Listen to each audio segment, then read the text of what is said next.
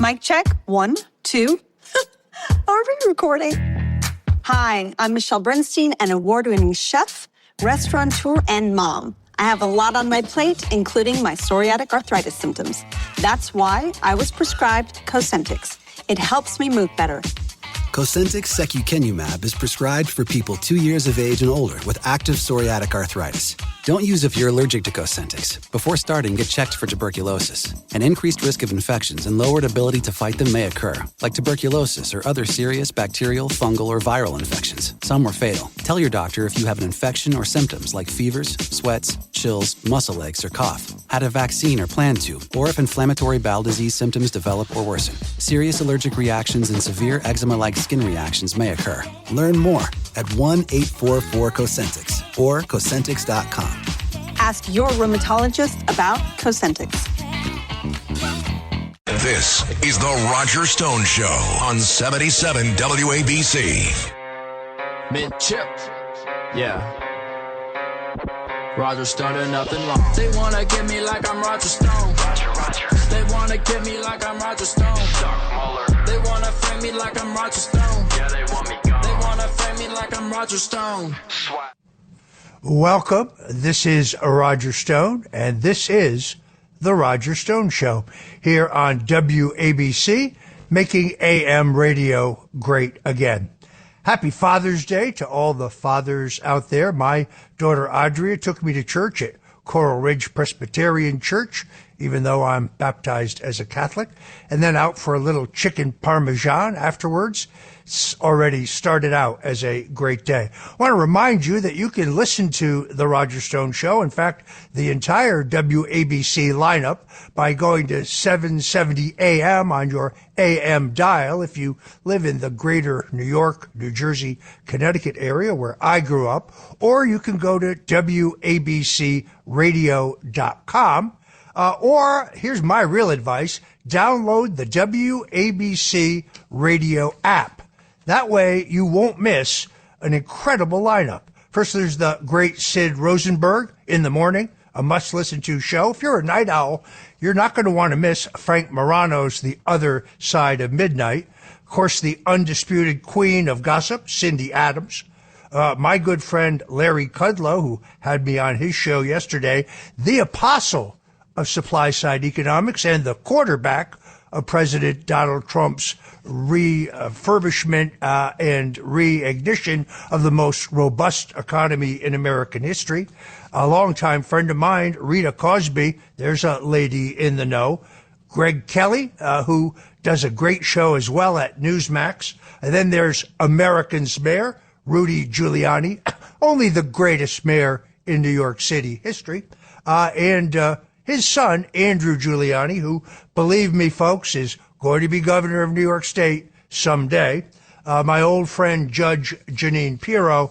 But then, of course, the most influential show in the New York area, the Cats Roundtable, which you can hear every weekday at 5 o'clock Eastern and Sunday mornings at 8. So you're going to want to get the WABC radio app, load it into your cell phone so you don't miss any of this incredible AM programming. I want to give a special shout out to John Katzmatidis, not only because he's letting me appear here or be heard here, but because he's leading the fight to keep AM radio in American automobiles. You may not have seen this recently, but Ford and Tesla both announced that they would not be including AM receivers in their next generation of vehicles. This is very dangerous, folks, because the emergency broadcast system is based in AM radio, as is a lot of colorful alternative commentary like the folks that we bring you here at WABC. In my very first show, I had the high honor and privilege of having as my guest the 45th President of the United States, Donald J. Trump. Now, between the time that he was charged in the Fugazi Jack Smith witch hunt and the time that he was arraigned in a Miami courthouse, he only chose to do 2 radio interviews. One was here at WABC. The other one was with Americano Media and Radio Libre Spanish language station in Miami. Here's a great clip from my interview with the president. I know the answer to this question because I've known you. We've been friends actually for 44 years. But I have to ask it anyway to clear the air. You may or may not be facing additional charges that I believe will be politically motivated. This demonstrates that the Democrats are petrified about facing you in another election. So is there any circumstances under which you could see yourself dropping out of the 2024 presidential election? No, none whatsoever. And you're right. It could be that somebody was saying, I don't know how they could do this because I made a perfect phone call. I say even more perfect than the call to Ukraine where we won totally. In fact, we got 100% of the Republicans in Congress voting in my favor. Think of that. That never happens. That never happens. And sadly, the Republicans, they got to get a little bit more unified. But we got 100%. I think it was 196 or 197 votes with no dissents in Congress, which is really, something special. No, I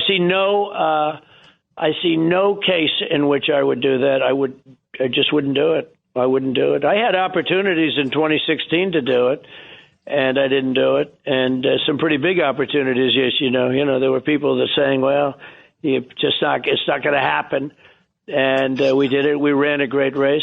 But then think of it. In 2020, we got millions more votes, right? I was interviewed by a reporter from a certain newspaper that is probably not your favorite. And they said, what happened exactly with 2020? I said, well, I got tens of millions more votes. I got millions and millions of more votes than I did in 2016. And they said, we never thought of that. And, no other president's gotten anywhere near that. First of all, I got the most votes of any sitting president in history. Second of all, I got 12, 13 million more votes than we got in the previous election. I think the most was very few presidents get more votes the second time. I got a record-setting number of votes, and nobody's ever seen it like that. And then they say we didn't win the election. No, if we don't have safe, free, clear elections, and if we don't have borders, you can no longer be a country. You're not a country. That was President Donald Trump on this show, The Roger Stone Show, 1 week ago. If you want to hear the entire interview, which was very wide-ranging, I asked him about his knowledge as president of UFOs and whether the federal government had any knowledge of extraterrestrial beings. I asked him about the Kennedy assassination and whether he would declassify all of the documents pertaining to that sad day in Dallas, November 22nd, 1963. Of course, I asked him about the Jack Smith investigation. I asked him how Melania is doing. It's a great, great interview. What impressed me, and Larry Kudlow asked me about this on his great show on Saturday, was how calm, cool, collected, determined the president is. This is the Donald Trump that I know, the Donald Trump I've known for 44 years. I worked for Richard Nixon. I make no bones about it. He was a very great president, got us a strategic arms limitation agreement with the Soviets, opened the door to China when China was a dirt poor, broke, backwards agrarian society. Before the Bushes gave them most favored nation trading status and the Clintons illegally sold them our top military missile targeting secrets in return for illegal campaign contributions.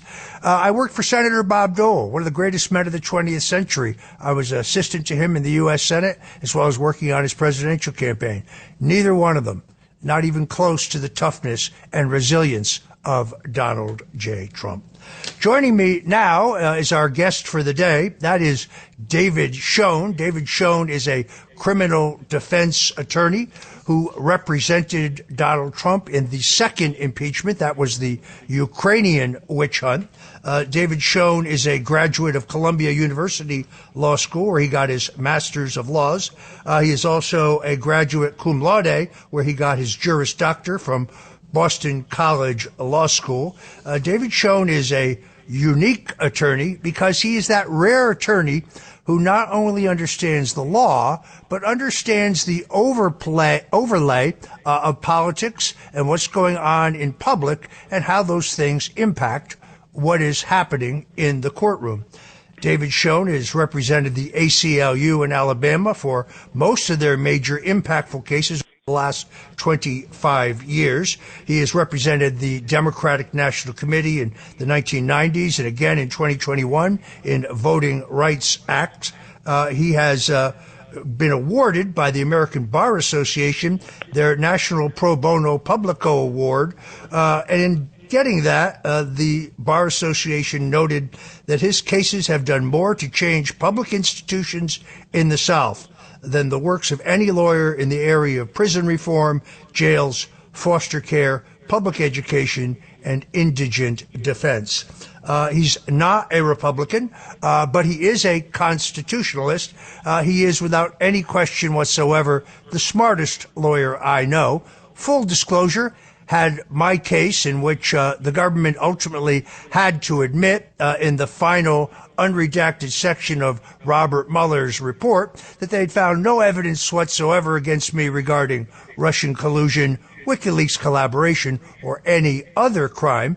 So, in other words, a case in which I was framed for process crimes in order to pressure me to testify falsely against President Donald Trump, to create Russian collusion where none existed. Well, had I not received a commutation of my sentence and ultimately a full presidential pardon, David Schoen would have represented me on appeal and would have done so most ably. David Schoen, welcome to the Roger Stone Show. Thank you very much. And I have to say, that interview last week with President Trump was probably the best interview I've ever heard of him, and really classic vintage Trump. And you covered such a broad range of issues, but thanks to your questions, and he listened to everything and answered everything very carefully. Well, David, I thank you very much for taking time out on this Father's Day to join us. And let's kind of start from the beginning. President Donald Trump finds himself besieged in an ocean of lawfare. First, there are the charges filed against him by Manhattan District Attorney Alvin Bragg in New York City, a case which, as I've read it over and over again, still makes very little sense to me. What is your assessment of District Attorney Bragg's indictment of President Trump? And second, kind of a follow-up question. I know you have been somewhat critical of the way the president's lawyers have handled that thus far. What do you think they should do? Well, very interesting.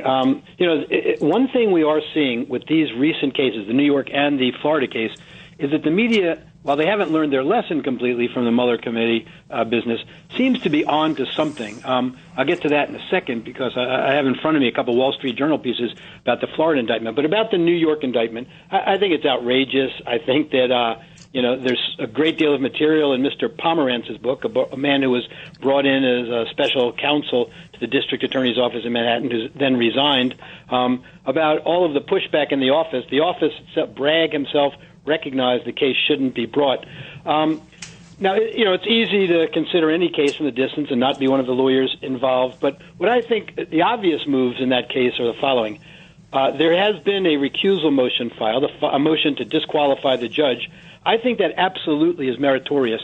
The judge sought an informal opinion from an ethics board recently, but he didn't give them the full layout of what the motion covered. That ethics board said they didn't think that the judge's contributions to Democratic Party candidates and causes should be basis for his recusal and so on, but they didn't talk about his counseling of a witness against the Trump organization, suggesting that he should cooperate against them, and so on. But the main infirmity there, I think, which has not been raised carefully yet enough in the motion, is that the judge wasn't picked by random selection. So all of these people now who are criticizing the judge in Florida, saying, well, she's a Trump appointee, etc., she should be off the case, and she ruled in his favor once before, those are nonsensical bases for recusal. She was picked by random selection, and if she weren't, she should have been picked as a related case judge because she handled the Mar-a-Lago case earlier. She's a daughter of a Cuban refugee, American success story, great academic credentials, great legal credentials, clerked for a wonderful judge, big law firm, career prosecutor, and so on. But the judge in New York, on the other hand, was handpicked to sit on the Trump Organization case, the Bannon prosecution, which they tried to tie to President Trump, and now this case, the Trump indictment. That looks terrible. the appearance of bias is just as important as actual bias under our recusal statutes and under the whole body of law, and that makes sense. The public needs to be able to have confidence in any decision, especially something considering matters this important. So that judge has no business on the case. Secondly, I believe that the prosecutor, Mr. Bragg, ought to be disqualified. His office ought to be disqualified from bringing the case. He ran on a campaign of promising that he would be the first one to convict Donald Trump of a crime. Donald Trump wasn't charged with a crime. There was no ongoing investigation. We can't have a prosecutor running on a promise to convict a citizen before he's elected in office and before there's been an investigation. That sends a terrible message. He should be disqualified. But most importantly, on the charges themselves, they're absolutely outrageous. This is a cockamamie way of trying to arrive at a felony indictment. They've charged a misdemeanor, and that misdemeanor is then elevated into a felony based on, in that case, uncharged crimes, unspecified crimes. And so we don't know if their claim is that documents were misstated in order to commit a crime of tax fraud or a crime of election fraud, but the defenses would be completely different. There's a right to have a grand jury specify the charges for a number of reasons, including due process right to be able to defend against the charges and the right against double jeopardy. If they don't specify what the target crime is, as they haven't in that case, then if the DA's office loses the case, they could bring another charge and say, well, that's not really what we were charging the first time. So the lawyers in the case have filed what's called a bill of particulars, asking for the charges to be more specified, and the district attorney's office is resisting it. But I think it goes beyond a bill of particulars. I don't think a bill of particulars, an explanation by the district attorney's office as to what the target charge was, is sufficient. You're entitled to know what the grand jury voted on. What did the grand jury decide elevated each of the charges to a felony? So I think there are a number of procedural and substantive attacks that have to be brought right away. If you're just tuning in, folks, this is the Roger Stone Show. You're listening to WABC Radio. You can find us at 770 AM on the AM dial, or you can listen in at WABCRadio.com. And while you're at it, grab the great WABC Radio app so you don't miss a single minute of this terrific interview. So let us now turn to the charges filed by Special Counsel Jack Smith. I watched an interview with you. I think it was with Laura Ingraham. Very, very powerful. Perhaps it was on my show, The Stone Zone, which can be found online at stonezone.live every day at 5, where you said that the grand jury in Florida, where this case is going to be heard, was read grand jury testimony from witnesses who had testified in Washington, D.C. to a grand jury. And thus, the grand jury in Florida never had any opportunity to question the witnesses. What do you make of the charges that Special Counsel Jack Smith has filed against the president, and explain to my audience why this case is being tried now in Florida, where, in my opinion, the president has a much, much better chance of receiving a fair trial? Yep. All great questions. I think that what clearly had to have happened is there was sort of a flurry of activity just before the indictment was issued, and so they shifted gears and came down to Florida. The problem with just reading testimony, by the way, this is where I say the mainstream media has come around a little bit. The New York Times issued the report that the grand jury in Florida didn't get live testimony. They got the transcript. So we'll see whether that's the case, in total. But while it's certainly not unlawful to read in transcripts and other evidence to the grand jury, the problem with that is a grand jury is supposed to be investigating whether a crime was committed. That means a whole panoply of things have to be considered and reviewed. Among them are seeing witnesses, how they appear, how they sound, asking questions to those witnesses if the grand jury has them. They never had that chance if they didn't have live testimony before them. And that seems really outrageous when they're talking about the unprecedented indictment of a president for something like these charges. So I think that was a huge mistake. Now, in terms of bringing it in Florida, that, I think, was the appropriate thing to do. I don't think the case should have been brought. If it were brought, Florida is the more proper venue because that's where the alleged set of events took place. I don't think that Mr. Smith wanted to have to deal with venue arguments, legal arguments, based on challenge to venue in D.C., if that's where the case was brought. Now, you have these guys who have made a career now out of going after President Trump, like Andrew Weissman, Norm Eisen, guy Ryan Goodman, who teaches with Andrew Weissman, saying, oh, yeah, another case that could be brought is in New Jersey. Maybe that's a better venue. It doesn't seem, nothing in their attacks on President Trump is based on principle. It's all based on what maximizes our chances to somehow get President Trump. That's outrageous. It's outrageous from law professors especially, but from any lawyer. So further about this case, one other reason I said the mainstream media seems to have come around a little bit is, I have in front of me an editorial board piece by the Wall Street Journal. Now, they've been pretty tough on President Trump, but they wrote a piece a week ago or so called A Destructive Trump Indictment. Do prosecutors understand the forces they are unleashing?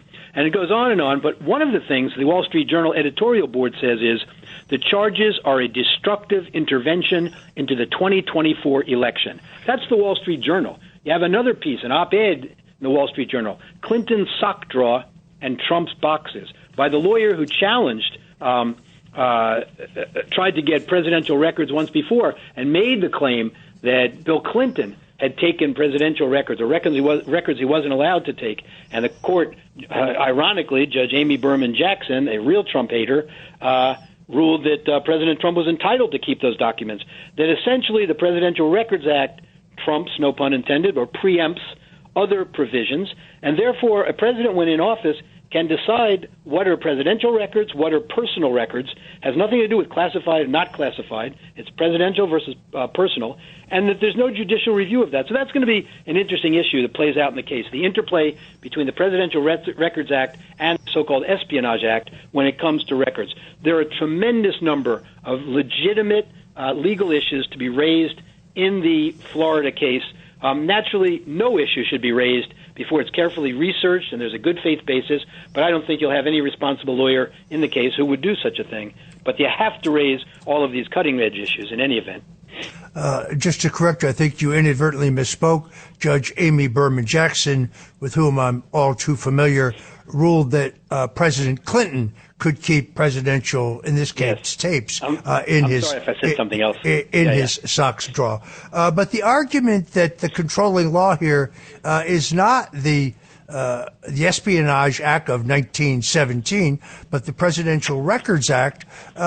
Is it possible that the grand jury was never even told of the existence of the Presidential Records Act? That certainly would be a conclusion one would draw from reading the indictment. It's not mentioned in the indictment. And all of the sort of so-called pundits on the other side of things who have an agenda, partisan political agenda, I would suggest, have fallen all over themselves trying to distinguish the matter and suggesting that there's absolutely no basis for the Presidential Records Act to apply here, to have any relevance here. But you see some scholars saying otherwise. So there's no way this is a frivolous issue. It's an issue that's going to have to play out. It's never happened before.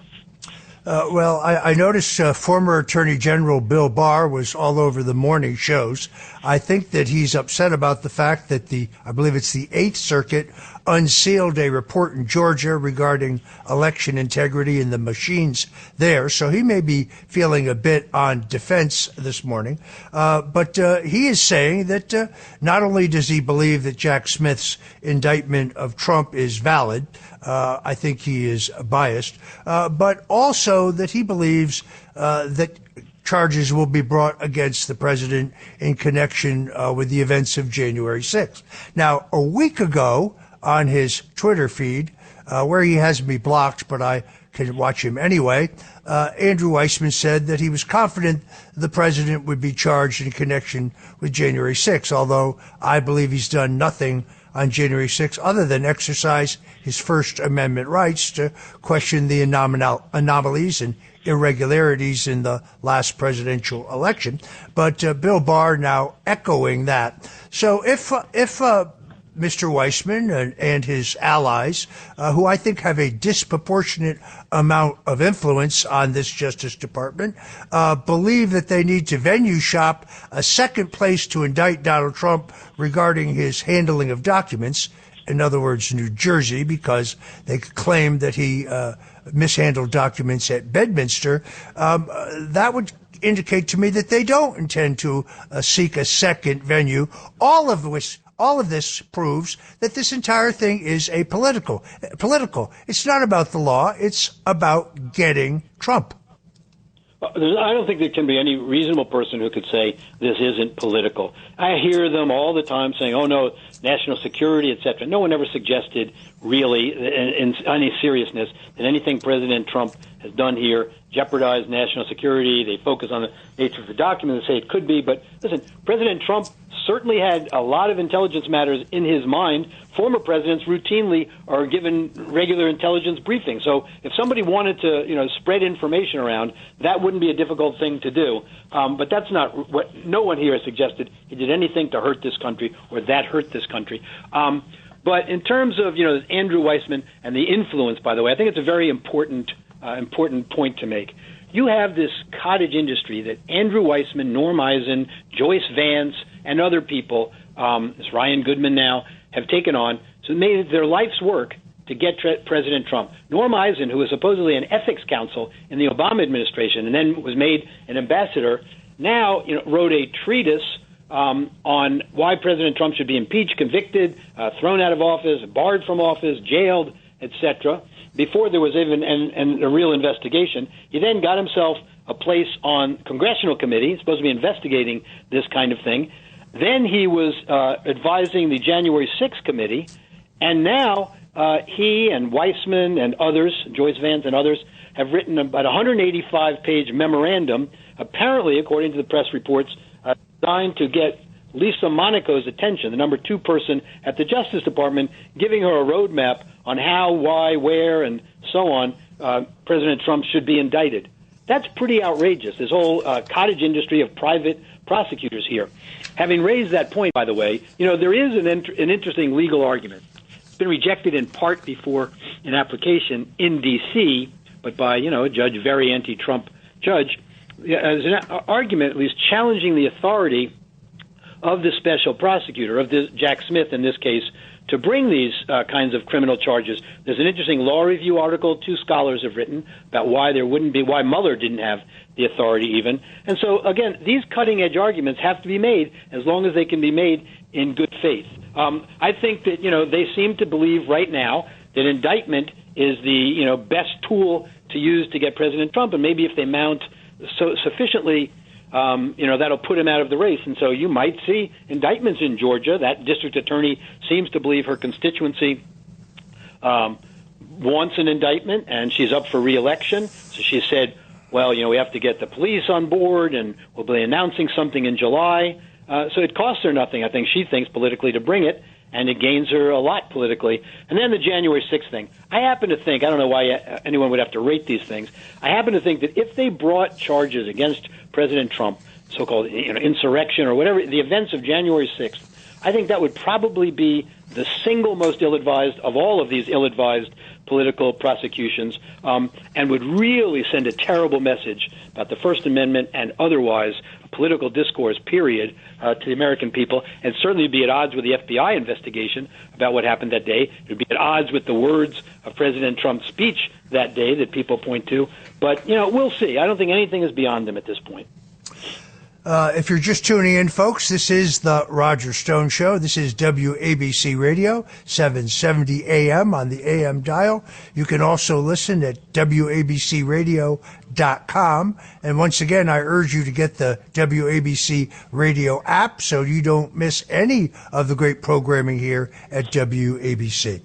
I want to go back to something you said. Excellent article in Town Hall by Paul Kamenar, a very learned and wise lawyer who also represented me, who points out that he challenged the legality of the Mueller special counsel appointment that was struck down in D.C. In that circuit, but neither Judge Cannon nor the 11th Circuit would be bound by this questionable ruling. And he makes the case that because Mr. Mueller, and in this case, Mr. Smith, was not appointed by the president, that appointment was not approved by the Congress, that this entire investigation is illegal. Is that the question you're referring to, David? Absolutely. That's the gist of the argument. And the argument is based on 2 well-respected scholars, wrote an article called Why Robert Mueller's Appointment as Special Counsel Was Unlawful. Stephen Calabrese from Northwestern University Law School and Gary Lawson from Boston University Law School. And people who reject these arguments out of hand because they might help President Trump are really doing a great disservice to scholarship in the field and to the practical matters and stuff. We have to, if you're true to the Constitution, then you have to consider every argument that's a legitimate argument, has some reasonable basis. I don't think anyone would suggest these two scholars are some kind of, crazy radicals or pro-Trump supporters, etc. We have to consider these arguments carefully. And by the way, I think that's an argument that has to be revisited from the way the D.C. court handled it. There's another major issue in this case that's going to have to be revisited, and that is just Judge Howell's, chief judge at the time, Howell's decision turning over Evan Corcoran, the lawyer for Donald Trump, in the Mar-a-Lago documents, his notes to himself, his own mental impressions, etc., turning them over virtually in wholesale fashion to the grand jury. We don't know exactly what redactions she might have made, but what we do know is she didn't give those documents back to Evan Corcoran for him to propose redactions that would protect the attorney-client privilege. She made a finding that there's a crime fraud exception here, that she made a finding that President Trump allegedly was talking about a crime at the time with Evan Corcoran that allows one to pierce the attorney-client privilege and therefore turned over all of his notes. I think Evan Corcoran would testify that the mental impressions, if he's forced to testify, by the way, the mental impressions president are not as people are making them to be from his notes. But I think the question of whether the notes should have been turned over has to be relitigated now in the context of this case that's been brought. And I think it goes to the very validity of the grand jury, of the indictment, because it would have tainted the grand jury process if they shouldn't have been given to the grand jury, and they clearly were, since they're quoted in the indictment the prosecutors wrote up in the case. So there's some fascinating issues in the case. Let me be sure I understand this. It is also my impression that James Trusty and John Rowley, who have now resigned from their representation of the president, were ordered by Judge Howell essentially to testify against the president, and therefore, because they may be witnesses in this trial, they were required to resign. Is the Sixth Amendment to the Constitution, attorney-client privilege, is this intact or is it not? Well, see, this is the Donald Trump exception to the Sixth Amendment. I'm not sure if your copy of the Constitution has that. It's just on the end of it, tacked on in the last couple of years. No, I think that I think we're going to see here, we have seen already, attorneys forced to testify. We have the account of Mr. Parlatore, who was in the grand jury, and so on. These privileges are among the most sanctified that we have in the law.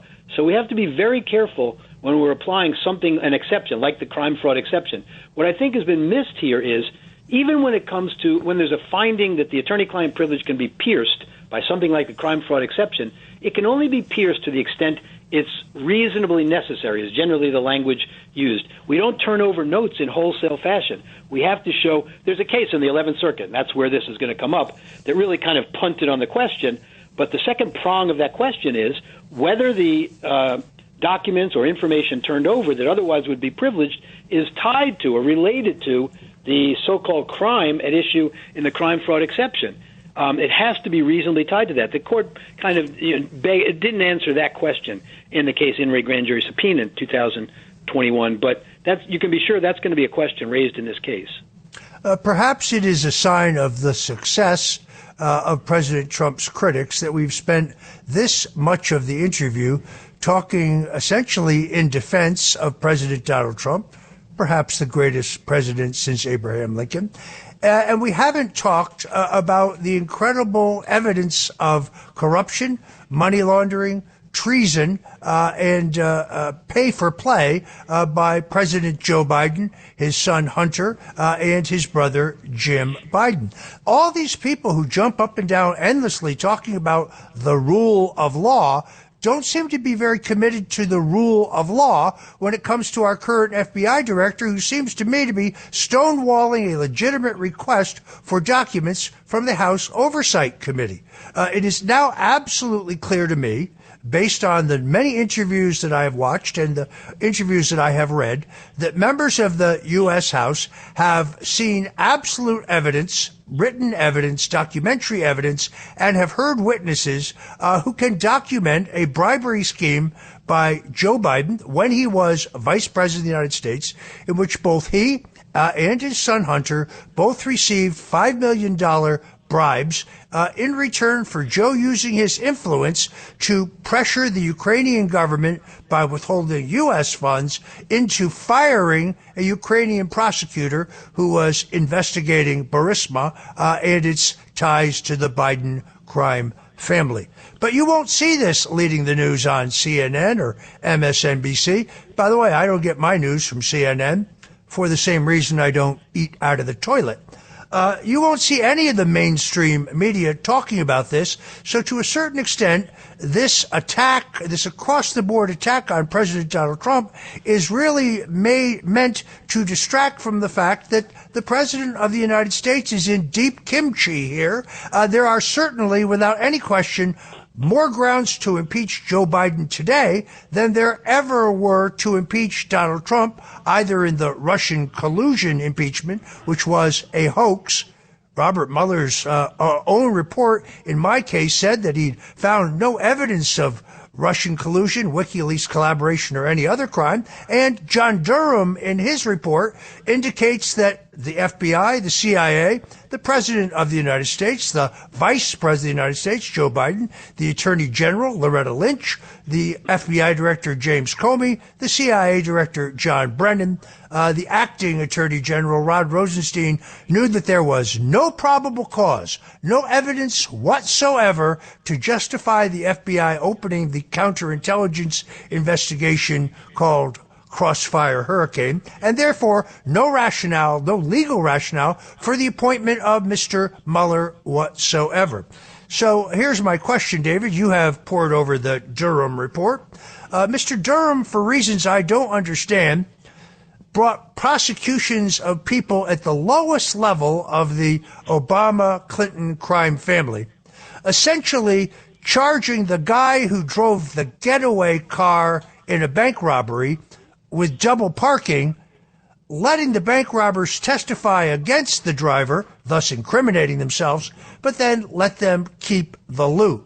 Yet he comes out with a report that absolutely documents the crimes of everybody I just listed, but he very purposely, in my opinion, waited 5 years to make sure the statute of limitations had run out and that nobody would be punished. In his press conference, Special Counsel Jack Smith said, "No one is above the law. The law is applied equally to everyone." This seems to demonstrate that that is entirely untrue. Yeah, well, first of all, I think if you continue to talk about the Ukraine and the Biden family this way, you may find yourself getting impeached. Doesn't matter. We've learned from the last Congress that you're not a current office holder.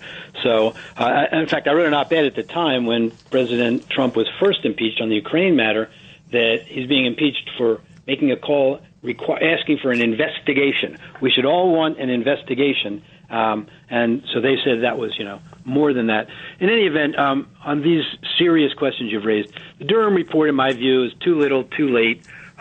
However, some wise people would say that maybe it was a little wiser than we recognize, that maybe the criminal process isn't the most effective tool, and the best thing was to lay out a lot of the misconduct that happened. It should have been done in stronger terms, but that, we didn't need to see so many more criminal prosecutions and so on, and maybe that's why he did that. Maybe giving too much the benefit of the doubt, I don't know. But, it may be not so dissimilar from a decision the Trump Justice Department made in not prosecuting Hillary Clinton. Many people would have questioned that decision, especially now, but maybe, just reporting on what her conduct was that seems to be indisputable in terms of keeping documents she had no business in keeping, sending them out, destroying a hard drive, all of those kinds of things. There is a full report, at least, about that. But I don't think anyone saw this prosecution by Jack Smith coming, or maybe they would have thought differently about that. But, on the question of the equal application of the law, many people say, oh, well, that's just whataboutism. Oh, you're trying to ignore the fact that one person's guilty by pointing to another person's guilt. Alan Dershowitz wrote a piece about that, saying why whataboutism is important, because what it really reflects is the American people demand the equal application of the law guaranteed by the prosecution. And when they don't see it, that strikes them as un-American. You're right about the Mueller investigation in the first place. You said at the time that there was no need for a special counsel. Alan Dershowitz wrote an article on why the special counsel parameters really hadn't been triggered by what they knew so far. But again, it was to get Donald Trump. And then you had, a guy like Weissman in a position to do it. So all of these things are very, very troubling for any student of the Constitution, any student of our democracy, it seems to me, and most importantly, any American who cares about the integrity of the process. I wrote a piece last week for Federalist.com on why it's important now, forget about what political party you're in, but why it's important right now for Speaker McCarthy to set back the rules to where they were, to reestablish the integrity of the institution to the extent it has any, and enforce the rules that apply. We've seen terrible abuses of the rules, running roughshod over them in subpoenaing witnesses for committees when the Democrats were in control of the House. And we have to put a stop to that as a matter of principle. Neither party should be able to do that. Witnesses need to be protected who appear before Congress. We need to have bipartisan approaches by committees. We don't see any of that stuff now. We had a couple of years there of the agendas for major committees run by Nadler or Schiff with a single agenda. Get Trump, forget about the rules, make people come in here, charge contempt of Congress, and all of those things. And we have to return to the rule of law with its equal application somehow. All right, we're going to have to leave it there. I want to thank David Schoen, criminal defense lawyer, who very ably represented President Donald Trump in the second impeachment, for his shrewd and wise legal analysis today. David, thank you so much for joining us on The Roger Stone Show. Thank you very much. Great show as always. Ladies, you'll end up shopping for your guy's deodorant, right? So try Degree's Original Cool Rush. You see, last year, Degree changed the formula, and men were mad. One guy even started a petition. So Degree admitted they messed up and brought the Original Cool Rush scent back. It's clean, crisp, and actually smells like someone you want to cuddle. And it's in Walmart, Target, and other stores now for under $4. So toss one in your cart and find out why it's the best-selling men's antiperspirant for the last decade. Degree Cool Rush is back, and it smells like victory. This is Roger Stone. You're on the all-new Roger Stone Show on WABC Radio. You can find us at 770 on the AM dial if you live in the area where I grew up, in the New York, New Jersey, Connecticut area. Or you can listen to this show and all of the WABC programming by going to WABCRadio.com. While you're there, I urge you to listen to my interview with President Donald Trump last Sunday. Next Sunday, General Michael Flynn, the only man who I think was more maligned and more poorly treated than President Trump and myself in the Russian collusion delusion, joins us here on the Roger Stone Show. So put that in your calendar now, 3 o'clock Eastern Time next week. In the meantime, please download the WABC radio app. And after you do, be sure you listen to our great interview with President Donald Trump last Sunday. I have really enjoyed the experience of being here at WABC. Gives me a chance to talk politics. And as the president said in that clip earlier, there's nothing I love more.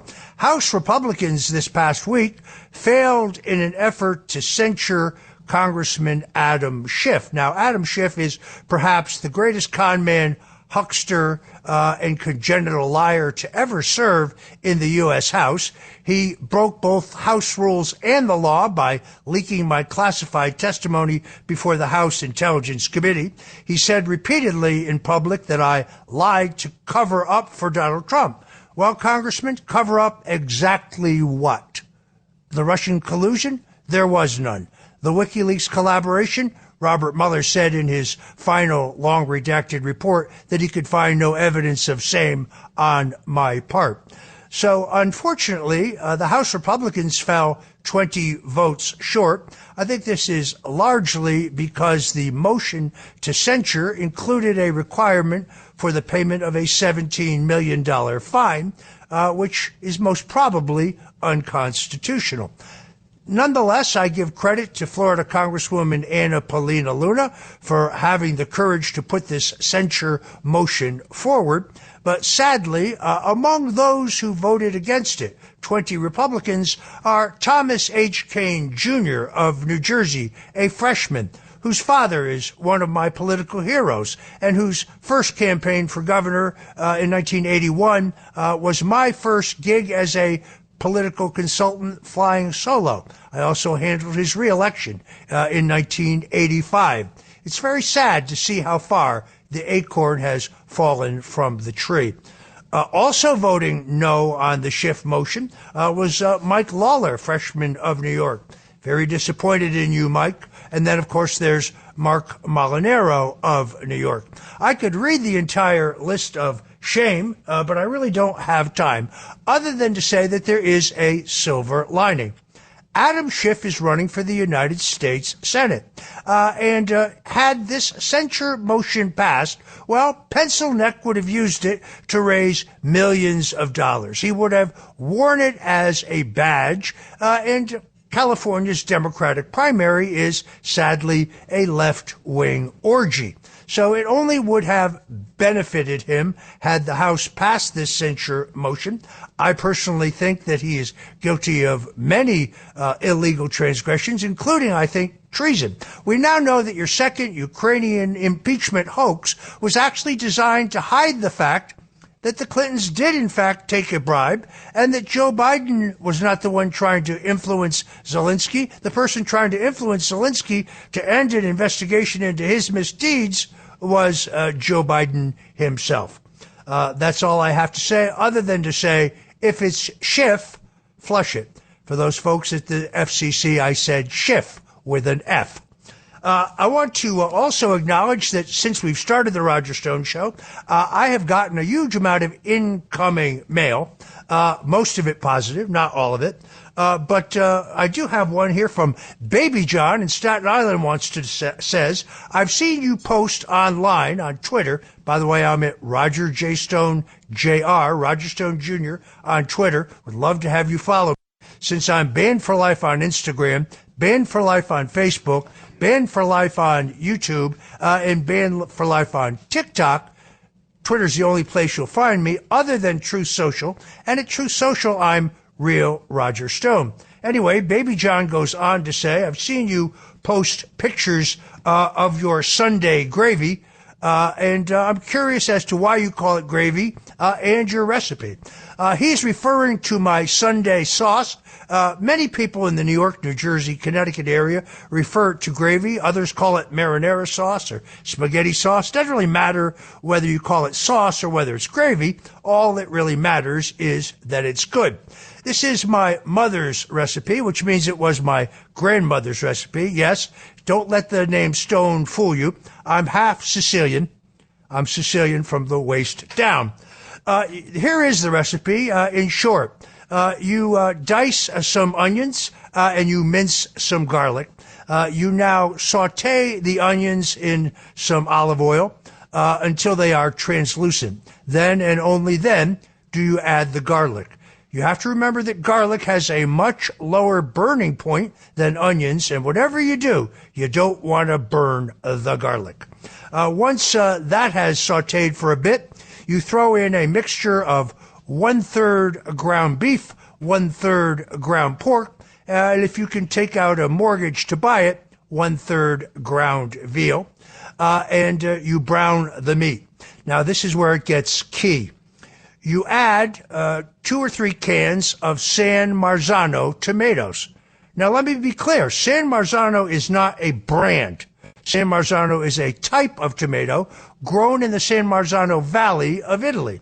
Now, when you can find San Marzano tomatoes in virtually any high-quality grocery store, I guarantee you Gristides has them, but you have to be very careful. Read the label carefully.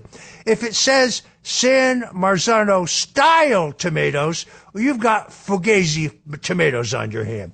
You need the real thing. Only real San Marzano tomatoes will do.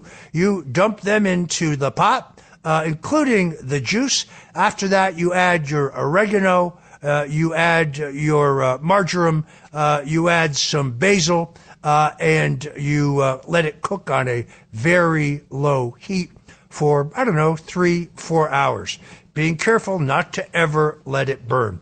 Whether you call it gravy or whether you call it sauce, that's the Sunday gravy we enjoy in the Stone household, and that is my recipe. Baby John, I want to thank you very much for your question. I'm 70 years old, and I feel pretty good. My health is good, despite everything my family and I have been through. But I'm reminded of the advice that I have followed that was given to me by former New York Republican Senate Majority Leader Joe Bruno. Joe Bruno was a veteran. He was a boxer. He was a great political leader. He, too, was the target of overzealous weaponization of the justice system. He was charged with corruption. He was convicted. The U.S. Supreme Court vacated his conviction. A vindictive federal government came back and tried him a second time, and he was acquitted. He was a very great man. Joe Bruno told me that no matter what, every single day you had to do 100 push-ups, 100 crunches, and 100 pull-ups. And he said the most important time to do them is when you really don't feel like it. And I've taken that to heart. Now, I admit to you, I can't do 100 at once, but Joe said break them down into sets of 25, but it's an absolute must. You must do them every single day. It was during Joe Bruno's trial that I had the opportunity to meet State Senator Eric Adams. It was surprising to me because I took the train from New York to Albany throughout the trial to sit in the courtroom in silent support for my friend Senator Joe Bruno. And among those in that courtroom, also there to lend moral support to the senator, was Senator Eric Adams. I always admired that because they were in different parties, had different political philosophies, but it was clear that Senator Adams had the same respect for Senator Joe Bruno that I had. Now, I must say, Eric Adams is, without any question whatsoever, the best-dressed mayor in New York City history, other than perhaps James J. Walker, Bo James. But unfortunately, under Mayor Adams, we have one standard of justice. What do I mean by that? Well, my friend Officer Salvatore Greco, who is a 14-year veteran of the New York City Police Department with an unblemished record of service to the people of New York, sometimes pulling the graveyard shift in some of the most undesirable and dangerous precincts in New York City, has been terminated by the NYPD. Why? Simply because he is a friend of mine, under a vague regulation that says that he can't associate with those who have or may be in the future involved in criminal activity. Well, wait a minute. As a New York police captain, Eric Adams said in his book that he provided security for Mike Tyson, a convicted felon, and the Reverend Louis Farrakhan, another convicted felon. And then, just weeks ago, Cardi B, who is a convicted criminal and an admitted gang member, who sings in her songs about killing cops, was invited to visit the New York City Police Academy. As Eric Adams himself said, there can't be one set of rules for Eric and a different set for everyone else. That's right, Mayor Adams. Your time on the stand is coming. You need to do the right thing by Officer Salvatore Greco, who's done absolutely nothing wrong. Folks who want to help this besieged New York cop can go to helpthisnycop.com because lawyers are expensive. Helpthisnycop.com. Sal Greco is a proud son of Staten Island, and he doesn't deserve this treatment by the NYPD or by Mayor Eric Adams. I want to remind you yet again, this has been The Roger Stone Show. You are listening to us at WABC Radio, the best place to listen to the show, of course, in my opinion, if you live outside the New Jersey, Connecticut area, is at WABCradio.com. I have one more email here that I want to address. The question is a simple one. I live in Florida. This is from Eric in Coral Gables. I live in Florida, And I love both Donald Trump and Governor Ron DeSantis. Why can't they run for president and vice president on the same ticket? Let me answer this question. It's very simple. The 12th Amendment of the U.S. Constitution and the rules of the Electoral College hold that while a party can nominate two individuals who are legal residents of the same state, if they do so, and if that ticket carries the state, well, then the party, the nominees, would forfeit the Electoral College votes of that state. That means Florida's 30 votes could not be counted for the Trump-DeSantis ticket, a ticket that will never actually come together. So a Trump-DeSantis ticket is both a political and a legal impossibility. But I do thank you for your question. I do want to, one more time, as I did last week, finish the show by reminding you of the words of my mentor, Richard Nixon, who said, "The greatness comes not when things go always good for you, but when you take some knocks, you suffer some defeats. Until one has been in the deepest valley, one cannot appreciate the majesty of the highest mountaintop. A man is not finished when he's defeated. He only's finished when he quits." Well, as I intend to demonstrate right here on the Roger Stone Show every Sunday at 3, in the fight for freedom and truth, I have no intention of ever quitting. Be sure to tune in next week for our interview with General Michael Flynn here on the Roger Stone Show. In the meantime, Godspeed and God bless you. It's the Roger Stone Show on 77 WABC.